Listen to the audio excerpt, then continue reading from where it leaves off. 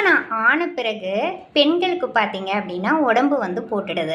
அப்போ திருமணம் மட்டும் காரணம் கிடையாது, நம்மளுடைய லைஃப் சேஞ்சும் ஒரு காரணம் தான். முக்கியமான காரணம் வந்து பார்த்தீங்க அப்படின்னா நம்ம ஹார்மோன் சேஞ்சஸ்.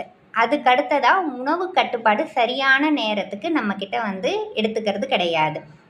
சரியான தூக்கம், நல்ல தூக்கம் வந்து ஆழ்ந்த உறக்கம் வந்து இருக்கிறதில்ல. அதிக ஸ்ட்ரெஸ் அண்ட் எமோஷன் வந்து ஆகிறது. நம்மக்கிட்ட சரியான உடற்பயிற்சி வந்து இல்லாதது. லேடீஸ் வந்து ப்ரெக்னென்ட் வந்து ஆகிறது. அதுக்கு உண்மை என்ன அப்படின்னா, நம்மளுடைய பழக்கம் மாறும்போது நம்மளுடைய உடலும் வந்து மாறும். அதுக்கு சில வழிகள் வந்து இருக்குது. பேலன்ஸ் டயட் வந்து எடுத்துக்கணும். டெய்லி எக்ஸசைஸ் வந்து ரொட்டீனாக வந்து பண்ணணும். அதுக்கடுத்தது தூக்கம் வந்து நல்லா ஒரு 7 ஹவர்ஸ்லேருந்து 8 ஹவர்ஸ் ஆகுது. அந்த டயத்தில் நம்மளுக்கு நல்லா வந்து தூக்கம் வந்து தூங்கணும்.